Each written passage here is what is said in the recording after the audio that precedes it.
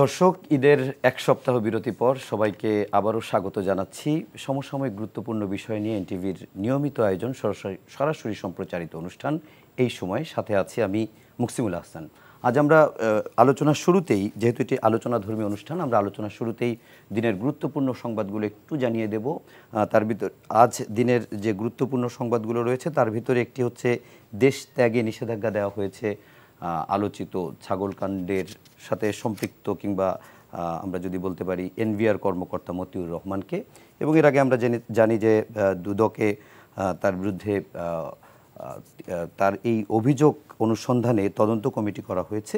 এর বাইরে আরেকটি সংবাদ, সেটি হচ্ছে বিএনপি চেয়ারপারসন বেগম খালেদা জিয়া, তিনি অসুস্থ এবং তার অসুস্থতা বেড়ে যাওয়ার পরে এখন কিছুটা আগের থেকে একটু ভালো, কেননা সিসিইউ থেকে কেবিনে স্থানান্তর করা হয়েছে। যদিও তার এই অসুস্থতা নিয়ে অভিযোগ রয়েছে, রিজভী আহমেদ তিনি বলেছেন তাকে দেশ থেকে সরিয়ে দেওয়ার জন্য চক্রান্ত করা হয়েছে আরও আগে থেকেই।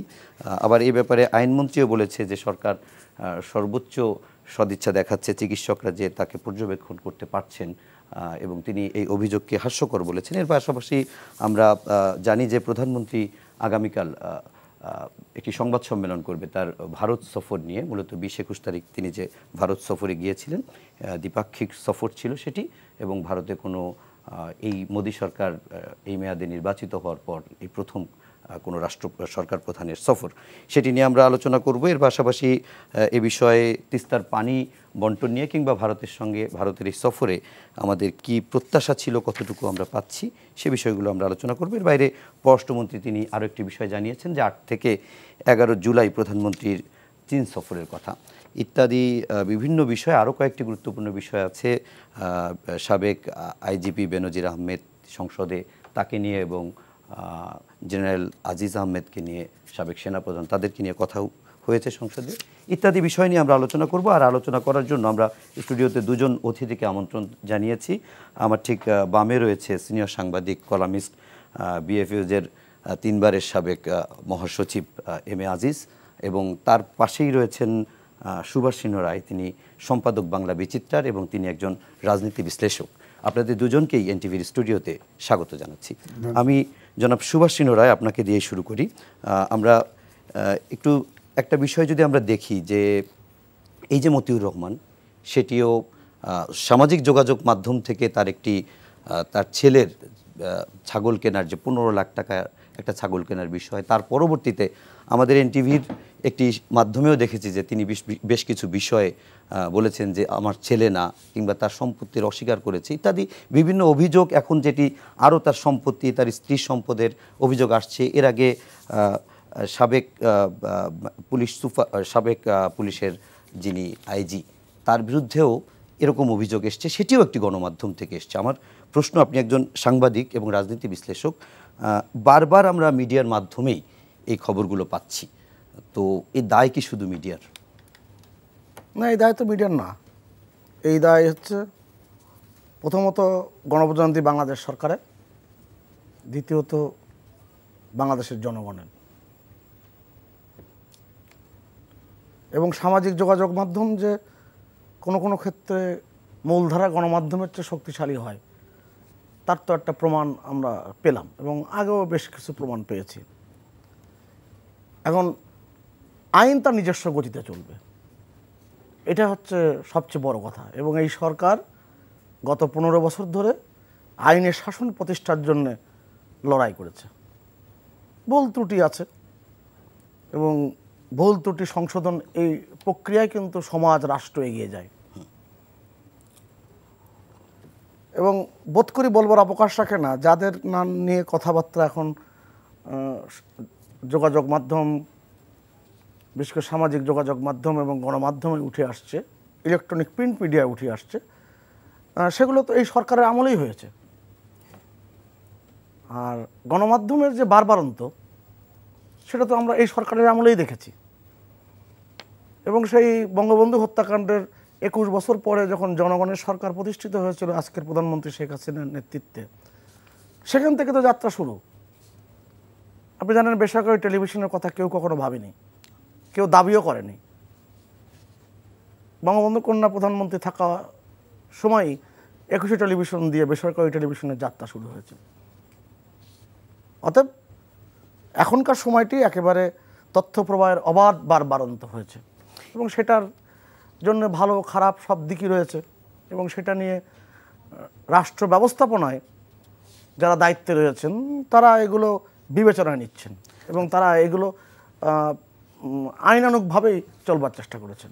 আরেকটি বিষয়, এই একই ইস্যুতে আমি আপনার কাছে একটু জানতে চাই, সেটি হচ্ছে সাবেক সেনাপ্রধান এবং সাবেক পুলিশের আইজি তারা রাষ্ট্রীয় ক্ষমতা ব্যবহার করে দুর্নীতি করেছেন এবং সেই দুর্নীতি এরকম একটি অভিযোগ যেটি আছে সেটি নিয়ে রাশেদ খান মেনন সংসদে তিনি বলেছেন বিশেষ কমিশন গঠন করে এ ধরনের দুর্নীতির ব্যাপারে ব্যবস্থা নেওয়া এবং একই সঙ্গে তিনি ঋণখেলাপি এবং অর্থ আত্মসাৎকারী যারা রয়েছে তাদের জন্য ট্রাইব্যুনাল গঠনের একটি দাবি জানিয়েছেন। আমার প্রশ্ন ঠিক এই জায়গায় দাদা, যে আসলে এই উপলব্ধিকে একটু দেরিতে হলো কিনা? না, আমাদের রাজনীতিবিদদের তো অনেকেরই বিলম্বিত বোধোদয় হয়, আমি দোষ দেখছি না। আর যখন তারা রাষ্ট্র ক্ষমতার গুরুত্বপূর্ণ অংশ হয়ে থাকেন তখন এক দৃষ্টিতে দেখেন, আবার যখন তিনি একটু বাইরে চলে যান, সাইড লাইনে যান, তখন তাদের বিপ্লবী চেতনা ফিরে আসে। আমি এটাও দোষর দেখছি না এবং বোধ করি আমরা সবাই আলোচনায় থাকতে চাই। কিন্তু জাতীয় সংসদে গত 15 বছর ধরে আপনি গণমাধ্যমের সাথে যুক্ত অনেক বছর, আপনি একেবারে নিশ্চিত করে আমার সাথে একমত হবেন যে জাতীয় সংসদে যেগুলো আলোচনায় এসেছে সেই আলোচনাগুলো প্রাণবন্ত আলোচনা হয়েছে এবং সেই আলোচনায় শুধুমাত্র সরকারের পক্ষে কথা বলেছে সরকারি দলের লোকজন তা নয়, সংসদে বিরোধী দল এবং ব্যক্তিগতভাবে অনেক সরকারি দলের সাথে সংশ্লিষ্ট ব্যক্তিরাও তারা কিন্তু অনেক জ্বালাময়ী ভাষণও দিয়েছে। আপনি জানেন যখন পদ্মা সেতু নিয়ে কিংবা রাস্তাঘাট নিয়ে যখন হইচই শুরু হলো তখন কিন্তু এই সংসদে খুব খ্যাতিমান সংসদ সদস্য 1 ঘন্টার ওপরে বক্তৃতা দিয়েছিলেন এবং মনে হচ্ছিল যেন আমি বক্তৃতার নামটা যদি না শুনতাম বা কণ্ঠ যদি না চিনতাম, আমি রেডিওতে যখন শুনছিলাম মনে হচ্ছে না বিরোধী দলের কোনো রাজনৈতিক নেতা বক্তব্য রাখছে। তো এটা তো আওয়ামী লীগ সরকার থাকলেই সম্ভব হয়, অন্য কোনো আমলে তো সংসদে কোনো কথা বলার সুযোগ থাকে না। আচ্ছা, আপনার কাছে আমরা আবার আসবো, তার আগে আমরা একটু এম এ আজিজ ভাই আপনার কাছে যেতে চাই। আপনার কাছে ঠিক একই বিষয়ে আমি জানতে চাবো, সেটি হচ্ছে যে আমরা এই একের পর এক ঘটনা যেগুলো গণমাধ্যমের ব্যাপারে গণমাধ্যম থেকে জানছি, এর পাশাপাশি এরকম এনবিআর কর্মকর্তা কর কমিশনার যিনি ওয়াহিদা রহমান, তার বিরুদ্ধেও দুদকের কিন্তু এখন অনুসন্ধান চলছে। তো তিনিও একটি বড় অঙ্কের টাকা মানে কর মৌকুফ করে দিয়েছেন, এরকম একটি অভিযোগেই তার বিরুদ্ধে অনুসন্ধান চলছে। তো রাষ্ট্রীয় ক্ষমতা ব্যবহার করে এরকম যে বিষয়গুলো চলে, আমরা যেমন ওনার বক্তব্যে একটি বিষয় বুঝলাম যে গণমাধ্যমের দায় না হলেও গণমাধ্যম করেছে, গণমাধ্যমের এই সাফল্য আছে যেটি সরকারের মাধ্যমেই, এই সরকারের গণমাধ্যমের স্বাধীনতার ফলেই এটি সম্ভব হয়েছে। আমার সেই জায়গায় প্রশ্ন না, আমার প্রশ্নটি হচ্ছে যে রাষ্ট্রীয় ক্ষমতা ব্যবহার করে যখন এ ধরনের দুর্নীতিগুলো করা হয় তখন আমাদের গণমাধ্যম কেন দেখতে পায় না? ধন্যবাদ আপনাকে। যতগুলো ইস্যু আলোচনায় এসছে সবগুলোই কিন্তু গণমাধ্যম সামনে এনেছে। আমরা কি ট্যাক্সের পয়সা দিয়ে গোয়েন্দা সংস্থা পালি না? তারা বেতন নেয় কেন? এই বেনজির যদি বলেন কমিশনার হলো, র্যাবের চিফ হলো, আইজিপি হলো, 7-8টা মেডেল পেল, শুদ্ধাচার সনদ পেল, এতগুলো যে দিল সরকারের মেশিনারিজ কেউ টের পেল না, তার সম্পর্কে কেউ জানলো না। সাংবাদিকের দায়িত্ব, যখন একটি মিডিয়া যখন ভিভিড ডেসক্রিপশন দিয়ে রিপোর্ট আসলো তুলে ধরলো তখন এবং সারা দেশে যখন এটা নিয়ে হইচই শুরু হলো তখন এইটাকে আপনার টেক আপ করা হলো। কিন্তু আমাদের গ্রাম দেশে অর্থাৎ আগে তো অত চাকরিজীবী ছিল না, ব্যবসায়ী অত ছিল না, তো যাদের জমি জমা বেশি ছিল তাদেরকে বলা হতো গৃহস্থ। তো ওই একটা প্রবাদ ছিল যে চোরেরে কয় চুরি কর, গৃহস্থরে কয় সজাগ থাক।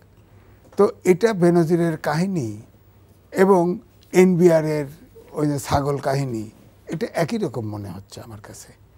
যে আপনার এত ভিভিড ডেসক্রিপশন দিয়ে একটা পত্রিকায় ছাপা হলো, ছাপার পরে যে কোনো একটা আইটেম যদি অনুসন্ধান বলে, তদন্ত বলে, যে কোনো একটা আইটেম দেখে তো দুদক স্টেপ নিতে পারতো।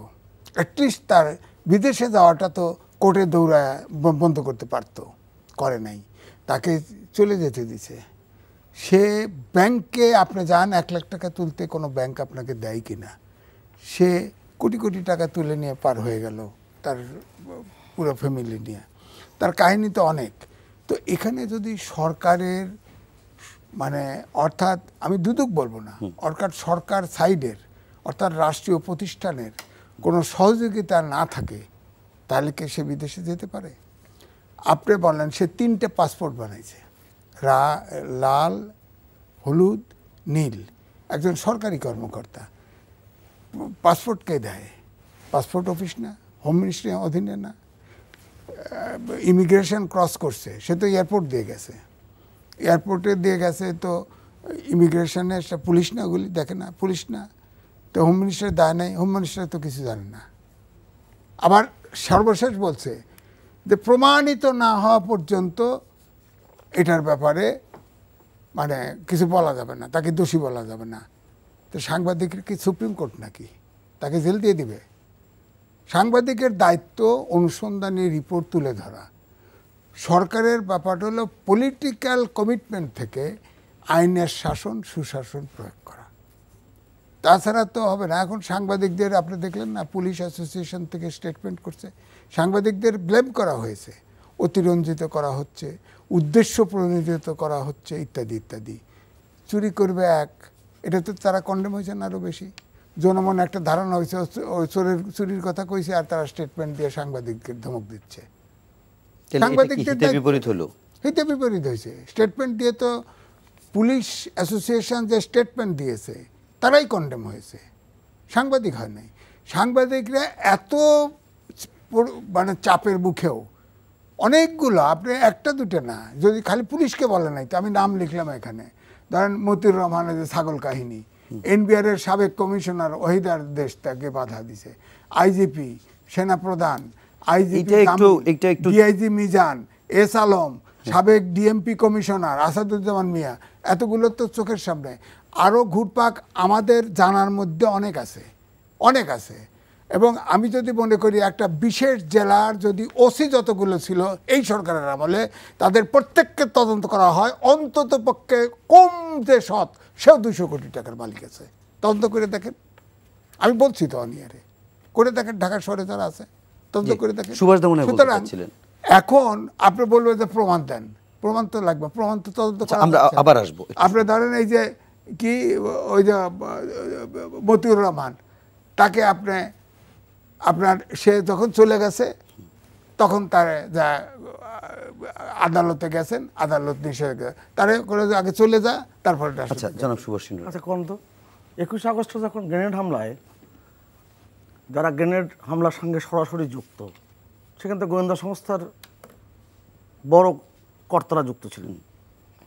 3 জন আইজিপি সাবেক, তারা কিন্তু জেলখানায় রয়েছে। হ্যাঁ, যখন বেগম খালেদা জিয়াকে একজন গোয়েন্দা সংস্থার প্রধান বলেছিলেন, সরকার প্রধানকে, কারণ এটা তার বলার অধিকার আছে আর সে সুযোগও আছে, বলেছিলেন যে এদেরকে দেশের বাইরে চলে দেওয়ার ঠিক হচ্ছে না। তখন বলেছিল এটা তোমার দায়িত্ব না। কে বলেছিলেন? সরকার প্রধান বেগম খালেদা জিয়া তৎকালীন সময়।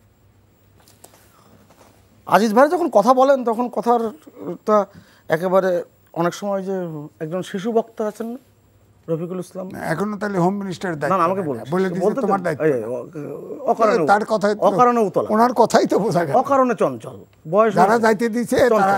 না আমি সেটা বলছি না, আমি বলছি কি যে রাষ্ট্র ব্যবস্থাপনায় অনেক প্রান্তিক বিচ্যুতি থাকে এবং অনেক শক্তিশালী ব্যক্তি বছরের পর বছর ধরে জড়ো হয়। যাদের কথা বলা হচ্ছে তাদের চাকরি তো সরকারি, এই সরকারের আমলে হয়নি। 1, 2 হচ্ছে একটা বিশেষ জেলার সম্বন্ধে যখন বক্তৃতা দেন একটু ভেবেচিন্তে কথা বলা উচিত। এ কারণে বেগম খালেদা জিয়া বলেছিলেন না একবার, ওই যে তার বাসায় যখন সামনে যখন বালুর ট্রাক এসেছিল, তখন বেগম খালেদা জিয়া বলেছিলেন না, গোপালগঞ্জের নামই রাখবো না। তা যে ভাষায় কথা বলেন কাঁচা বাংলায়, সেই কাঁচা বাংলার ধারাবাহিকতা আজিজ ভাই কথা বলেন, এটাই আমার কাছে আপত্তি লাগে। যাই হোক, সুরাজনীতি এবং সুশাসন অঙ্গাঙ্গিভাবে যুক্ত, আর সুশাসন কখনোই সম্ভব হয় না যদি সুরাজনীতি না থাকে, আর সুরাজনীতি একটি রাজনৈতিক দলের পক্ষে একা করা সম্ভব নয়। কিন্তু এই সরকার ক্রমাগতভাবে আইনের শাসন প্রতিষ্ঠার জন্য লড়াই করছে। আপনি বলেন তো, গণমাধ্যম যে সমস্ত তথ্য গত 15 বছরে এনেছে, সবগুলো কি প্রমাণ সাপেক্ষে আনতে পেরেছেন? আর এটা কি পৃথিবীর কোনো দেশেও হয়? হয় না, তাই না?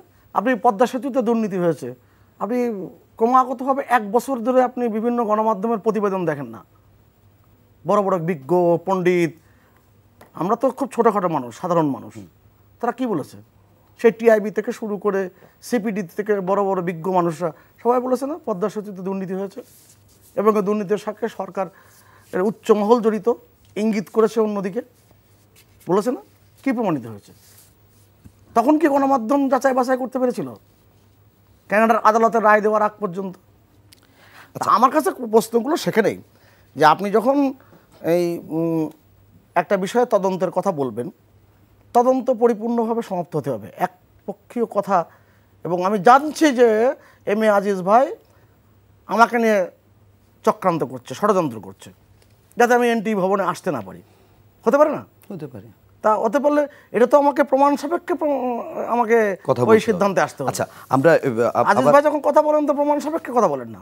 আচ্ছা, এখন জন্ম সনদ দিয়ে খোলো বিকাশ স্টুডেন্ট অ্যাকাউন্ট, নিজের বিকাশ নিজে কর। সেই ছাগলকাণ্ড এবং মতিউর রহমান, তাকে নিয়ে আমরা একটু প্রসঙ্গটা চেঞ্জ করি। আমরা জানি যে গত শুক্রবার গভীর রাতে অসুস্থ হয়ে এভার কেয়ার হাসপাতালে ভর্তি হন বিএনপি চেয়ারপারসন বেগম খালেদা জিয়া, যদিও তিনি দীর্ঘদিন থেকেই অসুস্থ, এবং সবশেষ আমরা আজ বিকেলে জেনেছি যে তাকে করোনারি কেয়ার ইউনিটে থেকে কেবিনে স্থানান্তর করা হয়েছে। এখন আমি একটু আপনার কাছেই আজিজ ভাই জানতে চাই যে তার শরীরের সবশেষ কী অবস্থা, যতটুকু আপনি জানেন, এবং সেই সঙ্গে যে বিএনপির পক্ষ থেকে তার ব্যাপারে যেটি বলা হচ্ছে, বারবার অভিযোগ করা হচ্ছে সরকারের বিরুদ্ধে যে তাকে ঠিকমতো চিকিৎসা দেওয়া হচ্ছে না, এমনকি তার প্রাণ নাশ করে ফেলতে চেয়েছে সরকার, এরকম একটি অভিযোগ আজ পর্যন্ত বিএনপি করছে। সেটির কারণ কি? দুটি বিষয় একসঙ্গে জানতে চাই। দেখেন, বিএনপির ভাষায় হয়তো আমি বলবো না, তবে জনমনের ধারণা, আমারও ধারণা যে বেগম জিয়া, তার যে বয়স, তার যে সামাজিক পজিশন, আমাদের দেশের আইনই তার বেল পারমিট করে। আর সে যে টাকা নিছে সরকারের রাষ্ট্রপ্রধান থেকে শুরু করে, এই সরকার প্রধান থেকে শুরু করে আপনার সরকারি দলের সবাই বলে এতিমের টাকা মেরে খাইছে, দুদককে কেস এতিমের টাকা মেরে খাইছে কেস করছে। একটা অ্যাকাউন্ট থেকে একটা অ্যাকাউন্ট টাকা ট্রান্সফার হয়েছে, টাকা তো নাই, টাকা বাচ্চা দিছে। এখন হচ্ছে চিকিৎসার প্রশ্ন। আমার কথা হচ্ছে তারেক রহমানও জেলে আছে, সে তো বাইরে আছে, তার হাইকোর্ট রায় দিয়ে দিছে যে তার কোনো বক্তব্য প্রচার করা যাবে না, প্রচার করা হয় না।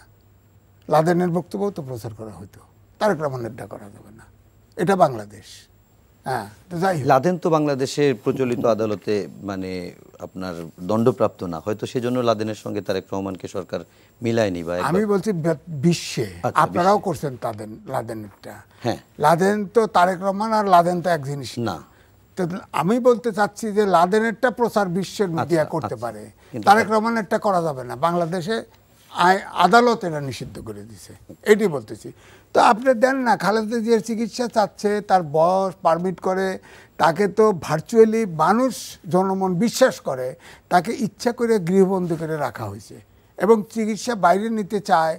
401 ধারায় তাকে তো আপনার বাসায় রাখছে, তাকে বাইরে দিলে অসুবিধা কি? তাকে চিকিৎসা, ধরেন এই যে আপনার যে স্পেস মেকার বসানো হয়েছে, এটা তো আমেরিকার তার সাথে জুমে কথা বলে টলে ডাক্তার দিয়ে কনসাল্ট করে বসানো হয়েছে। তো এখন তো কানে হাসি হইলে তো বিদেশ জায়গা। হ্যাঁ, তো তাকে আপনি এই স্পেস মেকারটা যদি ধরেন, হ্যাঁ, আপনার সে বিদেশে যায়, তার পছন্দ মতো ডাক্তার পছন্দ মতো দেশে যদি বসাতে পারতো, স্যাটিসফ্যাকশনের একটা ব্যাপার তো আছে। আমার জিব্বায় ঘা হয়েছে, আমার বাংলাদেশের ডাক্তার বলছে ক্যান্সার হয়েছে, এবং ওই অপারেশন করলে তুমি মারা যাওয়ার চান্স ছিল। তা আমাকে তো বাইরে নিয়ে গেছে, টিপ দিয়ে কয় কোনো ক্যান্সার। তো আমি যদি আমাকে জোর করে বলেন জিব্বায় একটু ঘা হয়েছে, এখানেই চিকিৎসা লন, তো অন্যরা তো কানে ব্যথা হইলেই দৌড়ায় সিঙ্গাপুরে, চেক করতেই দৌড়ায় সিঙ্গাপুরে। তো ওনার স্পেস মেকার বসলো, এই স্পেস মেকারে তার চলা কত রেস্ট্রিক্টেড, কোনো আপনার মেটালের পাশ দিয়ে যেতে পারবে না, কিছু মুভ করতে পারবে না। তো আপনি তাকে এইটুক ছেড়ে দিলে অসুবিধাটা কি চিকিৎসার জন্য? ওই তারেক রহমানের মতো তাকে যদি ভয় লাগে, তারেক রহমানের মতো বক্তৃতা সিজ করে দেন না, কোর্ট তো আছেই, কোর্টে দিয়ে দেন, দিয়ে দিবে। তারেক রহমান জিয়ার খালেদা জিয়া কনভিক্টেড, তার কোনো বক্তব্য প্রচার করা যাবে না, হয়ে গেল। এবং এই জন্যেই এই যে একটা পুরান ঢাকায় দেখেন না ছাত্রদের, ময়মনসিংহে দেখেন না ছাত্রদের কাছে 2000 টাকা পাওয়া, 2000 কোটি টাকা পাওয়া যায়, পাচার করে দিচ্ছে টাকা। আর ওনার কাছে 2 কোটি না 2.5 কোটি টাকা পাইছে, এটি নিয়ে ওনারে আজীবন জেলের ভিতরে। এটা নিয়ে একটু আমি আমি বলছি যে ধারণা, এই দেশে ধারণা তৈরি হয়েছে তাকে প্রতিহিংসার কারণে আটকায় রাখছে। এটাই যে প্রতিহিংসার কারণে আটকে রাখছে, কিংবা উনি আরেকটি যেটা বিষয় বলেছেন, আপনি যখন স্কুলে পড়তেন কিংবা আমি যখন স্কুলে পড়তাম, আজিজ ভাইয়ের কথা একটু বাদ রেখেই বলি, তখন আমরা প্রায় শুনতাম না গদ বাঁধা কথা। তা আজিজ ভাই এই বয়সে সে গদ বাঁধা কথা বলছেন, এবং কোনো আইন, কোনো যুক্তি, কোনো কিছু তোয়াক্কা করছেন। উনি তো বললেন যে বয়স, বাস্তবতা এবং আইন তাকে বেইল পারমিট করতে পারে। এটা নিয়ে আপনার একটু বক্তব্য জানতে চাই। আমি আপনাকে একটা খোলামেলা কথা বলছি, 401 ধারাতেও পারে। আচ্ছা একটু শুনি। আপনার কাছে খুব খোলামেলা জিজ্ঞেস করি, দর্শক সামনে আছে, সবাই তো আমার কথাই তো আর সব কথা স্বীকার করবেন না, কিন্তু আমার কথা পছন্দ করবেন না। তা আমি আপনাকে খোলামেলা বলি, যদি আজকে বঙ্গবন্ধু কন্যা শেখ হাসিনার জায়গায় খালেদা জিয়া থাকতো, খালেদা জিয়া যদি শেখ হাসিনা থাকতো, পরিস্থিতি কেমন হতো? শুধু প্রশ্ন রেখে গেলাম, উত্তর আমি যাচ্ছি না। বাংলাদেশে প্রতিহিংসার রাজনীতি যারা করেছে তারা নিজের মধ্যে নিজের এরকম কথাবার্তাগুলো বলতে পারেন, কেননা বঙ্গবন্ধু পুরো পরিবার প্রতিহিংসার শিকার। আপনি খেয়াল করে দেখুন তো, যখন বেগম খালেদা জিয়াকে কারাগারে যেতে হয়, 10 বছর ধরে একটা মামলা পরিচালিত হয়েছে। একেবারে স্বাভাবিকভাবে চায়ের স্টলে যে কথাগুলো আমরা শুনি রাস্তাঘাটে বিভিন্ন জায়গায়, আজিজ ভাইয়ের মতন পাণ্ডিত্যের তেজস্ক্রিয়তায় ভরপুর এই লোকগুলো এই কথাই বলছেন। আরে 2 টাকা 10 টাকা এটা কোনো, আর 2000 কোটি টাকা এইটার সঙ্গে কোনো এর আইনের কোনো বিষয় নাই। আপনি যখন ট্রাস্ট গঠন করবেন, আমরা 3 জন মিলে ট্রাস্ট করলাম, ট্রাস্ট গঠনের আগ পর্যন্ত আমি এখান থেকে টাকা নিতে পারবো, আজিজ ভাইও টাকা নিতে পারবে, আপনিও নিতে পারবেন, সরাতে পারবেন। ট্রাস্ট গঠন হয়ে গেলে ট্রাস্ট আইন খুব কঠিন আইন, সেই আইনে আপনি সেটা ব্যত্যয় ঘটাতে পারবেন না। কিন্তু সরকার তো অনেক করেছে, আর একটু কেন করছে না? না, সরকার অনেক করেছে, এবং মাননীয় প্রধানমন্ত্রী বঙ্গবন্ধু কন্যা শেখ হাসিনা বঙ্গবন্ধুর মতো বিশাল হৃদয়ের অধিকারী বলে এই সুযোগটুকু পেয়েছে। আমি তো বলেছি এফডিসিতে এক সময় সিনেমা হতে পারে, ফাতেমা কেন আসামি? আচ্ছা, কেননা পৃথিবীতে একমাত্র অন্যসাধারণ উদাহরণ যে বেগম খালেদা জিয়ার সঙ্গে তার একজন কর্ম সহযোগী তার ইচ্ছা অনুযায়ী তাকে রাখা হয়েছে। এর চেয়ে মানবিক দৃষ্টান্ত কী করতে চান? আর যে দেশে 15 আগস্ট 21শে আগস্টের ঘটনার পর আর তার পরবর্তীতে তারপরেও বঙ্গবন্ধু কন্যা শেখ হাসিনা তিনি যে উদারতার পরিচয় দিয়েছেন, এমনকি 2014 নির্বাচনের আগে তিনি একেবারে উন্মুক্ত হয়ে বেগম খালেদা জিয়াকে বলেছেন, আসেন আমরা বসে ঠিক করি বাংলাদেশের নির্বাচন কেমন করে হবে, কিভাবে হবে, কি মন্ত্রণালয় চান, কিভাবে চান। এবং যে কাঁচা বাংলা শুনেছিলেন সেই কাঁচা বাংলা এম এ আজিজ কোনদিন ব্যবহার করতে পারবেন না। আমরা তো গণমাধ্যমে এগুলো সব দেখেছি, অডিও শুনেছি। তারপরে গেল আরাফাত রহমান কোকোর মৃত্যুর পর বঙ্গবন্ধু কন্যা তার পুরনো স্মৃতির কথা মনে রেখে, কেননা আরাফাত রহমান কোকো যতটা তার পিতামাতার কাছে থেকেছে তার চেয়ে বেশি থেকেছে ধানমন্ডির বঙ্গবন্ধুর ভবনে 32 নম্বরে ওই দোলনায় দোল খেয়েছে। আচ্ছা, ঢুকলে যে দোলনাটি দেখেন, হ্যাঁ, রাসেলের সাথে দোল খেয়েছে, এই স্মৃতিগুলো তার মনে পড়ে। তিনি একজন সন্তানের মৃত্যুর পর তার মাকে সান্ত্বনা দিতে গিয়েছিলেন, তাকে উঠোন থেকে ফেরত আসতে হয়েছে, কি অপমানটা না করেছেন। এই তো বাংলাদেশের রাজনীতি সৃষ্টি করেছেন। পৃথিবীতে একমাত্র রাজনৈতিক দল মিছিল করে বেগম খালেদা জিয়াকে জেলখানায় ভরে দিয়েছেন, তার দল জাতীয়তাবাদী দল মিছিল করে দিয়ে জেলখানায় দিয়ে আসছে। অতএব এই কথাগুলো বললে অনেকগুলো নিরস কথা বেরিয়ে আসবে। আমি তার মতন রসকসীন কথা খুব বেশি বলতে পারবো না। কথা খুব পরিষ্কার। আপনি আইনের ব্যত্যয় ঘটেছেন সরকার নির্বাহী প্রধান থাকা অবস্থায়, আপনি কোনো ক্রমে এটা করতে পারবেন না। আপনি জয়ললিতা, আপনি চিন্তা করে দেখেন, ভারতের একজন মুখ্যমন্ত্রী ছিলেন, বেশ জনপ্রিয়, আম্মা নামে খ্যাতি ছিল। সেই ভদ্রমহিলা কয়বার জেলে গিয়েছেন। আপনি এই যে লালু প্রসাদ যাদব এখনো জেলখানায় রয়েছে। ভারতের সবচেয়ে রেলমন্ত্রী হিসেবে জনপ্রিয় ছিল লালু প্রসাদ যাদব। আচ্ছা, এখন মেরে ফেলার চক্রান্ত হচ্ছে, এরকম অভিযোগটা কেন আসছে? অভিযোগ তো মন করা, এবং ক্রমাগতভাবে বছরের পর বছর শুনছি সংকটাপন্ন, বিপদাপন্ন, যে কোনো সময় তিনি আমাদের কাছ থেকে হারিয়ে যেতে পারেন। কারা চাচ্ছে এটা? আজিজ ভাই দলই চাচ্ছে যে তার অবস্থা সংকটাপন্ন হোক। বেগম জিয়ার চিকিৎসা চান, তার পরিবার চায়, তার দল কি চায়? আপনি বঙ্গবন্ধুতে যে চিকিৎসাটা হয়েছে তার পরবর্তীতে বারবার বিএনপির পক্ষ থেকে বলা হচ্ছে ইউনাইটেড না গেলে চিকিৎসা হবে না। এখন কি ইউনাইটেড চিকিৎসা নিচ্ছেন? এখন তো তার চিকিৎসার অবস্থা তার নিজের পরিবারের দ্বারা নিয়ন্ত্রিত। অতএব এই কথাগুলো গদবাঁধা কথা। অতএব এই গদবাঁধা কথার কারণ তাকে যারা সর্বনাশের পথ দেখিয়েছে বেগম খালেদা জিয়াকে, বিএনপি হচ্ছে তাদেরকে চিহ্নিত করা, যারা তার চেক সিগনেচার করার নেই। আচ্ছা, এটা একটু নিয়ে একটু মানে এই যে ব্যাপারগুলো, এইগুলো যখন আজিজ ভাইয়ের মতন লেখাপড়া জানা মানুষ, বিজ্ঞানের ছাত্র, সাবেক, সাংবাদিকতায় এসে কথাবার্তা এদিক ওদিক বলবেন, সেটা তখন সময় মেনে নিয়ে যেত। এখন এই পরিণত বয়সে কিন্তু বলেই যাচ্ছে। বেগম খালেদা জিয়ার চিকিৎসার পরিবেশ বঙ্গবন্ধু কন্যা শেখ হাসিনার আমলে হয়েছে। পৃথিবী তার উদাহরণ দেখান, একটা উদাহরণ দেখান। এই মানবিক দৃষ্টিভঙ্গি থেকে দেখা হয়েছে। সরকার প্রধান নির্বাহী দায়িত্ব হিসেবে যতটুকু তার ক্ষমতা ছিল পুরোটাই তিনি দায়িত্ব পালন করেছেন। আর কি বলবো?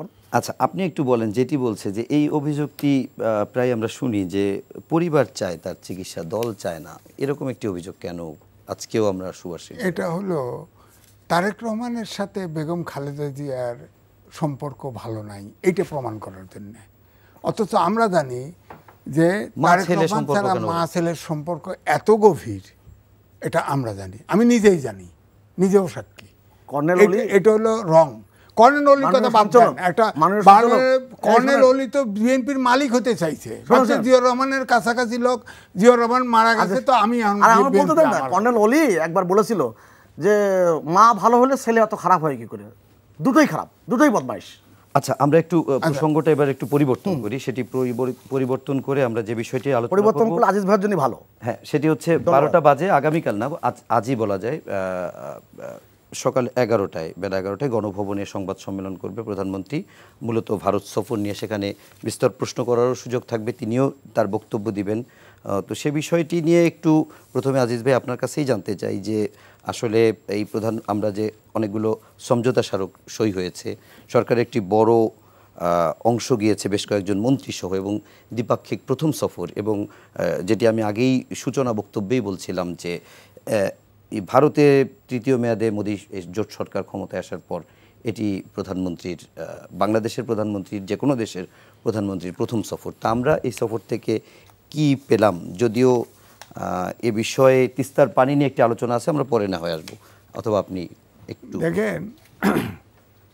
আমি আগরতলা গিয়েছিলাম যখন তিনি চিফ মিনিস্টার ছিল মানিক সরকার, আমি তখন বিএসএসসি ছিলাম।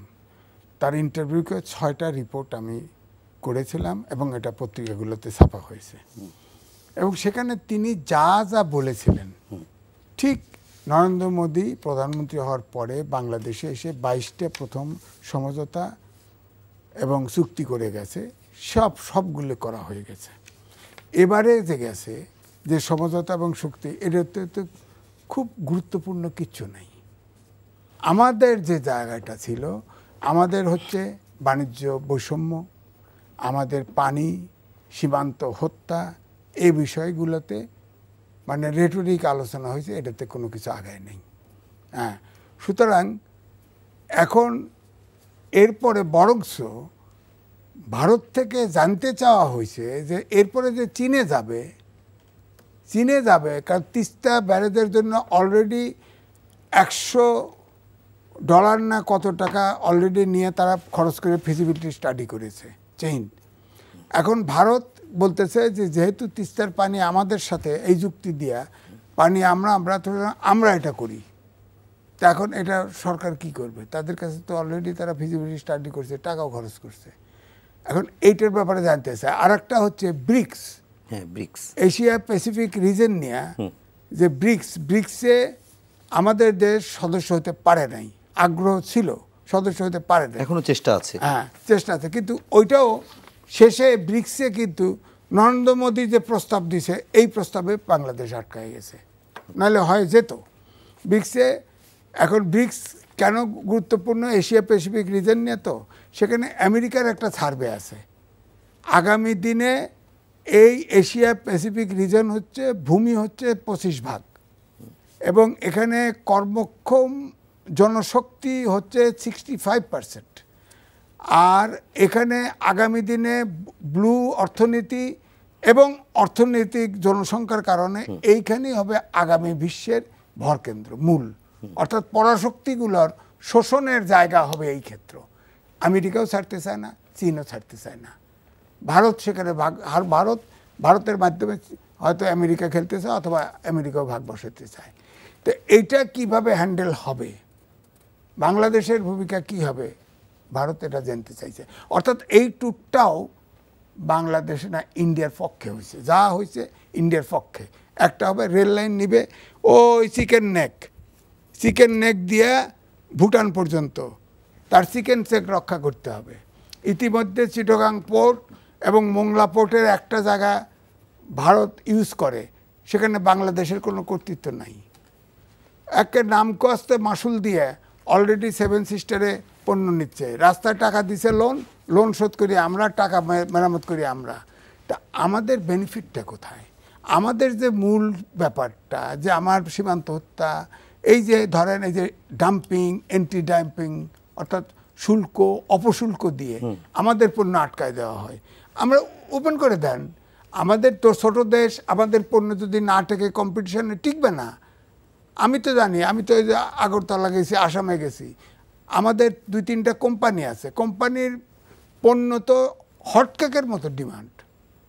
এটা তো আমরা যে বাইরের জিনিস যেভাবে বেশি দাম দিয়ে কিনি, ওরা তো ফরেন গুডস হিসেবে কেনে। এটা যদি আপনার এই যে অপশুল্ক বসানো না হইতো, তাহলে তো আমাদের এই আপনার 7 সিস্টারে তো আমরা মার্কেট পেতাম। সামগ্রিক বিবেচনায় ট্যুরে আমরা মানে এই সফরে খুব বেশি কিছু পাননি, এরকম একটি কথা বলছেন আজিজ ভাই। আচ্ছা, আজিজ ভাইয়ের কাছে আপনি যখন প্রশ্ন করবেন তখন কি তিনি এর বাইরে কিছু বলবেন? না, উনি যে কয়েকটি বিষয় আপনি একটু ক্লিয়ার যদি করেন তাহলে ভালো হয়। আমি একটু ধরায় দিই, যেমন ব্রিক্সের ব্যাপারটি উনি বলেছেন, এশিয়া প্যাসিফিক অঞ্চল কেন্দ্রিক যে পলিটিক্স সেটি নিয়ে বলেছেন, এবং রেল লাইন যেটি বলেছেন ভুটান পর্যন্ত, এই দুটি বিষয় একটু যদি আপনি আনতেন। না, আমি আজিজ ভাইয়ের কথাগুলোর একটু ছোঁয়া দিয়ে যায় প্লিজ। বাংলাদেশ ভারতের মধ্যে যে কূটনৈতিক সম্পর্ক, এত চমৎকার সম্পর্ক কখনো ছিল না। বলা হচ্ছে সম্পর্কে সোনালী অধ্যায় পার করছে। ওয়ান সাইডেড, এটা বলেন অকারণের অঞ্চল, অকারণে উতলা। ভারতের বলতে দেন, এই সাবকন্টিনেন্টের কোন দেশের সাথে সম্পর্ক নাই, একমাত্র আওয়ামী লীগ গভর্নমেন্ট ছাড়া। আশ্চর্য। তাহলে যে মালদ্বীপের প্রেসিডেন্ট নরেন্দ্র মোদি, মালদ্বীপের সালাম দিয়ে দিয়েছে, না নরেন্দ্র মোদির সব হেল্প করছে, মালদ্বীপে এখন সালাম দিয়ে দিয়েছে। মালদ্বীপের মতো ছোট দেশ এই দেশের সাথে সম্পর্ক রাখতে পারে নাই। আমি বললাম যে নরেন্দ্র মোদী শপথ অনুষ্ঠানে মালদ্বীপের প্রেসিডেন্ট যেতেন না, যাও জিতে ওটা কূটনৈতিক যাবে, সবই বলবেন উনি, সব বলবেন। আচ্ছা, আপনি আচ্ছা, আপনার চুপ থাকাটা এটা তো একটা আশ্চর্য ব্যাপার। আমি আপনাকে একটা কথা বলি, বঙ্গবন্ধুর সাথে যখন শ্রীমতী ইন্দিরা গান্ধীর যে চুক্তি হয়েছিল, পানি চুক্তি ফারাক্কার, 55,000 কিউসিক পানির মধ্যে 44,000 কিউসিক পানি বাংলাদেশের অধীনে ছিল। আর জিয়াউর রহমান সাহেব 1977 সালে যখন যৌথ নবীকরণের বৈঠকের বিএম আব্বাসকে পাঠিয়েছিলেন, সেখানে 45,000 কিউসিক পানির থেকে 20,000 কিউসিক পানিতে চলে আসে। 1980 সালে জিয়াউর রহমান ভারতে গিয়েছিলেন ইউনিডোর সম্মেলনে, এবং সেই সম্মেলনে হিন্দু পত্রিকার সাথে একটা লম্বা সাক্ষাৎকার দিয়েছিলেন। তিনি বলেছেন ফারাক্কাবাদ ভারতের আভ্যন্তরীণ বিষয়, এ বিষয়ে বাংলাদেশে কিছু বলার নেই, বাণিজ্য ঘাটতি থাকাটা খুব স্বাভাবিক এবং ভারত বড় দেশ, তাই বাণিজ্য ঘাটতি থাকবে।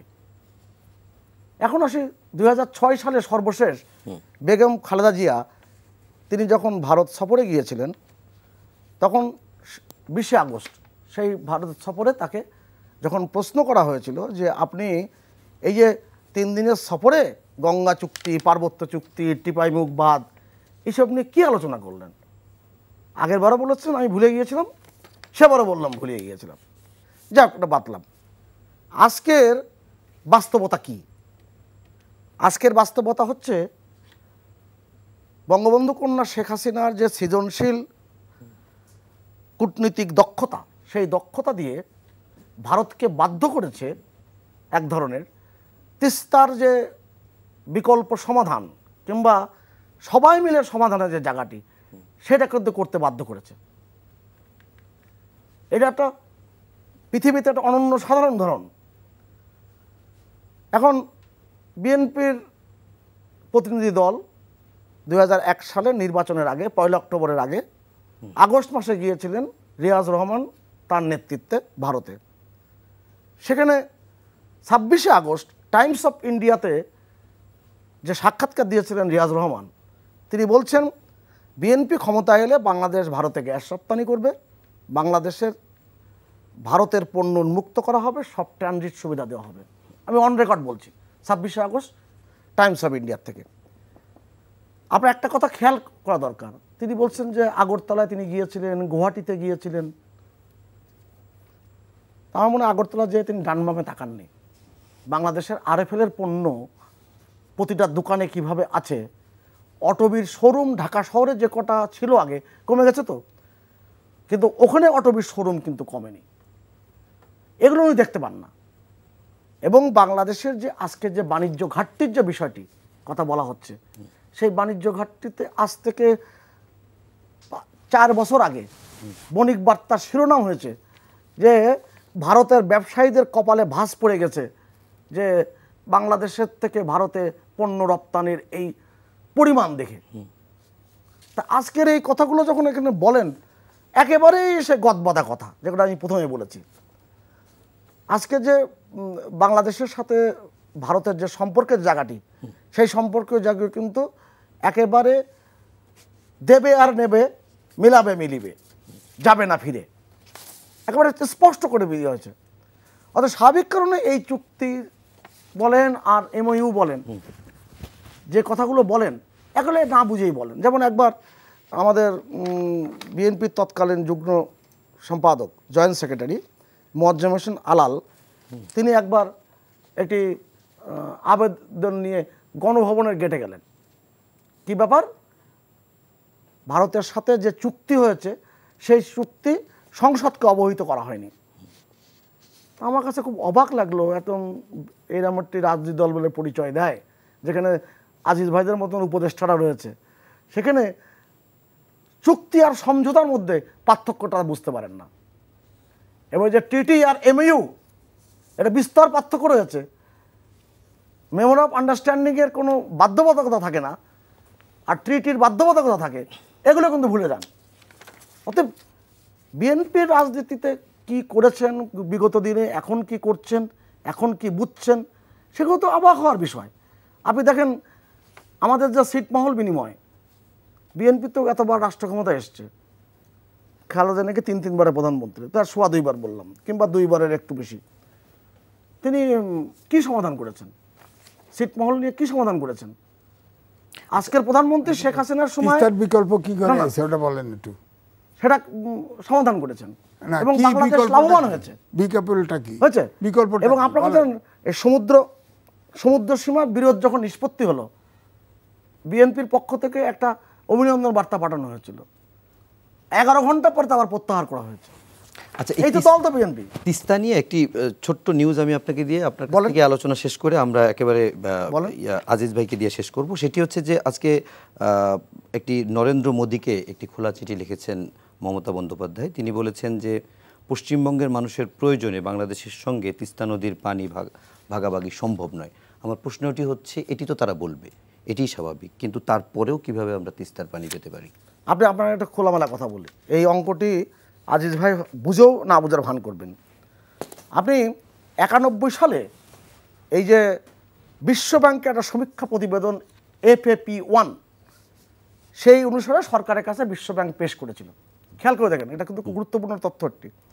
সমীক্ষা প্রতিবেদনে বলা হয়েছিল সিলেট অঞ্চলে বন্যা ঠেকাতে হলে টিপাইমুখ বাঁধ নির্মাণ করতে হবে, এবং বেগম খালেদা জিয়ার 91 থেকে 96-এর যে সরকার মন্ত্রিপরিষদের 7ম বৈঠকে সেটা পাশ করা হয়। আপনি বলেন তো, টিপাইমুখ নিয়ে বিএনপি তো পরবর্তীতে কত কথাই বলেছে, মনে পড়েছে যে এই যে টিপাইমুখের বাঁধের যে চুক্তি, সেই চুক্তি ক্যাবিনেট অনুমোদন করেছে। আপনি গজলডোবা পয়েন্টে, যেটা আজিজ ভাই একটি টেলিভিশনে বলছেন দেখলাম, যে গজলডোবাতে তো যে পানি থাকবে সেই পানি ভাগাভাগি হবে, গজলডোবাতে তো পানি নাই, সত্যি কথা। তা গজলডোবার অনেক আগের থেকেই যে আরেকটি বাদ দিয়ে ভারত যে পানি প্রত্যাহার করেছে তাদের এই ফসলি জমির জন্যে, সেটা কোন আমলে? বিএনপির আমলে? এই কথাগুলোকে স্বীকার করেন। আর আরেকটা কথা আপনাকে বলি, শেষ করছি কথা দিয়ে। জি, এইটা একটু। পানির সমস্যা পৃথিবীর সর্বত্র, এবং আমরা ইংরেজিতে যে শব্দটি বলি, বাংলায় বলে প্রতিদ্বন্দ্বী, রাইভাল। রাইভাল শব্দটি এসেছে রিভেলিস থেকে, ল্যাটিন ওয়ার্ড। রিভেলিস শব্দের অর্থ হচ্ছে একই নদীর পানি যারা ব্যবহার করে। সেই প্রাচীন মেসোপটেমিয়ার সময় থেকেই আপনার একই নদীর পানি নিয়ে যখন দ্বন্দ্ব, সংঘাত, মারামারি, খুন খারাপি হতো, তখন সুমের রাজা হামুরাবি সে একটা ইউনিফর্ম হরফে একটা চুক্তি করেছিল যে পানির বন্দোবস্ত নিয়ে। তার মানে কি, প্রাচীনকাল আমল থেকে পানির বন্দোবস্তের ঝামেলা আছে। ভারতের পাঞ্জাবের সাথে দিল্লির সম্পর্ক আছে, দিল্লিতে পানি সংকট নিয়ে কালকেও পরশু আমি এনডিটিভিতে আমি প্রতিবেদন দেখেছি, ওয়াটার ক্রাইসিস ইন দিল্লি। অতএব এই কথাগুলো যেটা বলা হয় না, এগুলো একেবারে অবিজ্ঞানসম্মত। কিভাবে পেতে পারি আমরা তিস্তার পানি? অবশ্যই এই যে আজকে যে চীনকে অন্তর্ভুক্ত করা, কারিগরি দল আসার যে বিষয়টি, এটা হচ্ছে বাংলাদেশের বিজয়। আচ্ছা। এবং এই বিজয় শেখ হাসিনার সৃজনশীল কূটনীতি দক্ষতার কারণে সম্ভব হয়েছে, এবং এইটা সর্বসম্মতিক্রমে সবাই কিন্তু এখন মেনে নিচ্ছেন, যে কারণে এই যে ঐক্যের জায়গাটি এবং এই যে বন্দোবস্ত যে জায়গাটি, সেই জায়গাটা কিন্তু তৈরি হচ্ছে। অপেক্ষা করুন, কেননা মমতা ব্যানার্জি যে প্রতিবাদ করেছেন কিংবা বক্তব্য দিয়েছেন, তৃণমূলরা যে কথা বলছেন, আমার কাছে অসংখ্য ডকুমেন্ট আছে যে মমতা ব্যানার্জির এবং আনন্দবাজার পত্রিকা থেকে বিভিন্ন পত্রিকার ডকুমেন্ট গত 2 দিনে হয়েছে।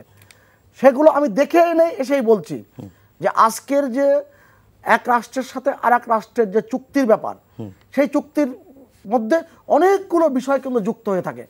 আপনি জানেন যে আমাদের যখন, তার মানে আশাবাদী হতে পারি অবশ্যই, আপনি যখন গঙ্গা চুক্তি যখন হয়, তখন তো ভারতের যে সরকার ছিল, সেই সরকারের একটি যে কোয়ালিশন গভর্নমেন্ট ছিল, তখন কে ছিল?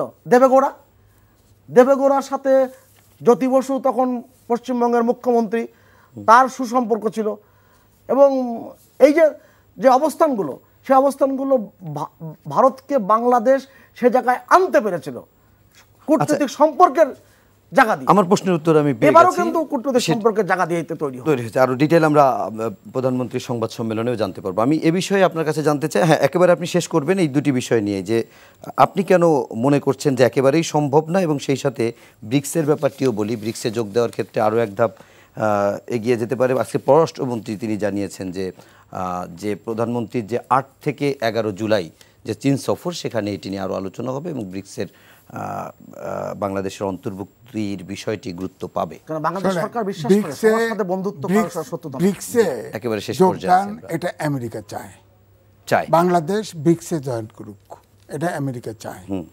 এটা হতে পারে, কিন্তু পানির বিষয়টা, পানির বিষয়টা চায় কে? কোয়াডও চায়। কোয়াড তো আমেরিকার নিজস্ব, এটা তো চাই, এটার জন্য তো বার্গেনিং হচ্ছে। এই জন্য বলছে না, এবং ঘাঁটিও করতে চায়। প্রধানমন্ত্রী নিজে বলছে যে বড় একটি দেশ ঘাঁটি দিতে চায়, ঘাঁটি করতে চায়, আমি দিচ্ছি না বলে একটু সমস্যায় আছি, বলছে তো, ব্যাপারে আছে তো লাস্ট সংবাদ সম্মেলন এর আগে। এবং আমেরিকার বিশ্বে 80টি দেশে প্রায় 170টার মতো ঘাঁটি আছে। সে এই সাবকন্টিনেন্টে কন্ট্রোল করার জন্য সে এখানে ঘাঁটি চাইতেই পারে। তাতে ব্রিক্সের অন্য সবাই মেনে নেবে আমেরিকা না, চাইলে? মানার কথা তো না, আমরাই মানবো কেন? আমরাই কেন? অন্য দেশের ঘাঁটি আমাদের দেশে থাকবে কেন? অন্য কথা। এখন পানির কথা, মমতা ব্যানার্জি আপনার সিকিম থেকে তিস্তার উৎপত্তি, আজকে কত বছর আগে আমরা তিস্তার পানি চুক্তি চাচ্ছি, হ্যাঁ, শেষ পর্যন্ত একটা কাছাকাছি আসছিল গজলডোবার পানি ভাগাভাগি হবে। এর মধ্যে ইতিমধ্যে প্রায় 7 থেকে 8টা ড্যাম এবং বাঁধ দিয়ে ফেলছে এই তিস্তাতে। আর তিস্তায় তো মমতাই পানি পায় না, আপনারা পানি দেবে করতে? তিস্তা মমতার জায়গায় আমরা থাকলে আমরাও তো একই কথা বলতাম, আমাদের পানি দিব না। আমাদের এখন দরকার 48টা রিভার নিয়ে আন্তর্জাতিক রিভার, অর্থাৎ অভিন্ন নদী যেটা, সেখানে লিভার লিঙ্কিং। বলেন তো নদী কমিশন কবে হয়েছিল? শুনে, লিভার লিঙ্কিং প্রজেক্ট হচ্ছে 72 সালে হয়েছিল না পরে হয়েছিল? ভারত করতেছে, সেখানে কথা বলে না কেন ভারত? নেপালের পানি যখন আসে তখন তো দেব না, আর আমরা যখন পানি চাই তখন তো দেয় না। তো ওখানে পানি আমাদের নাই। এই যে দেখেন, বার করলাম যে আন্তর্জাতিক পানি প্রবাহ কনভেনশন হয়েছে 1997 সালে, 2014 সালে আইন হয়েছে যে আন্তর্জাতিক নদীর অবশ্যই যে দেশ দিয়ে প্রবাহিত হয়েছে তাদের ন্যায্য হিস্সা দিতে হবে। আইনও তো আমরা পাই, আদায় করে নিতে। তো সেখানে আমার কথা হচ্ছে মমতার ঘরে ওইখানে ওপেন না বললেও মমতাকে দোষ দেয় ফেডারেল গভর্নমেন্ট ইন্ডিয়ার। আমরাও বলি মমতা রাজি না। আরে মমতা রাজি না মানে? মমতার ঘাড়ের উপর বন্দুক ছুঁয়ে তো 2 দেশ ফায়ার করতেছে, আসল জায়গায় তো আসে না। মমতার পানি দরকার না। তো এখন তাহলে সব ব্যারেজ ভাঙেন, তিস্তা সিকিম থেকে ওপেন করেন, ওপেন করে 60-40 ভাগ হয়েছে, রাজি আছি আমরা। হ্যাঁ, অথবা আপনি এই যে 48টা রিভার, যে আন্তর্জাতিক রিভার 54টা, এটার তো রিভার একটার থেকে একটা নদী তো লিঙ্ক করতেছে, আমরা তো পানিই পাবো না। এ দেশ তো আগামী হয়তো 100-200 বছর পরে এই অঞ্চলে তো কোনো মানুষ জাতি প্রজাতি বাস করবে না, এই দেশে এইটা হয়ে যাবে। তো পানির সময়, বর্ষার সময় পানি ছেড়ে দিবে, আপনি ভেসে যাবেন, আর গ্রীষ্মকালে 1 ফোঁটা পানি পাবেন। এই কথা যখন আসবেন, গঙ্গার পানি চুক্তি হয়েছিল, সেই চুক্তির সময় কিন্তু আজিজ ভাইরা এই কথাই বলেছিল। কিন্তু গঙ্গার পানি চুক্তি একমাত্র বঙ্গবন্ধু শেখ হাসিনার সময়। তখন আমি টকশো করি নাই, এখন আমার দাদা করে কি, আমাদের একটা দেশে পরিচিত ছিল যে শাহজিজ পার্লামেন্টে একজনের নাম কোট করে বলে দিত বক্তৃতা। এখন দেখা নাম খুঁজে বেড়া, বই খুঁজে, ওনার বক্তৃতা দেওয়া শেষ। দাদা এরকম 1 ডজন বই নিয়ে আসে একটা কইতে থাকে, মনে হবে যে বইয়ের ভিতরে আছে পুস্তক, কিন্তু খুঁজতে যান কিছু পাইবেন না, সব বানোয়াট অনেকগুলো উদাহরণ দিয়ে বয়ে থাকে। আমি তো এই জন্য আমি মোবাইল ঘেটে ঘেটে ওই পয়েন্টগুলো বলে না, আমার সামনে বলে না। এই শোনেন, আমি ধরছি তো, বার করছি তো সব। শোনেন, আপনি মুখস্থ কিছু কথা, তার বয়স হয়েছে তো, কথা বলতে গেলে এক জায়গা থেকে আরেক জায়গায়। উনি বলতে গেছেন ফরিদপুরে ছাত্রলীগ, এখন আপনি অপেক্ষা করেন, বলে ফেলেছে সিকিম লেকদুর্জি পার্লামেন্টে সিদ্ধান্ত দিয়ে সিপিএমকে ইন্ডিয়ান পার্ট করে দিছে। এখন সিকিম আমেরিকায় সিঁড়ির নিচে পড়ে ক্যান্সার হয়ে মারা। ওই যে খারাপ আমাদের পার্লামেন্ট এইটা খালি দোয়া করেন যে আমাদের পার্লামেন্ট সিদ্ধান্ত নিয়ে যাতে এই দেশ ভারতকে না। অনেক ধন্যবাদ জনাব এম এ আজিজ এবং জনাব সুভাষ সিংহ রায়, আপনাদের দুজনকেই সময়ের সংক্ষিপ্ততার কারণে, সময়ের কারণেই শেষ করতে হচ্ছে। দর্শক, এই ছিল আজকের মতো আলোচনা। সবাই ভালো থাকবেন, সুস্থ থাকবেন, শুভরাত্রি।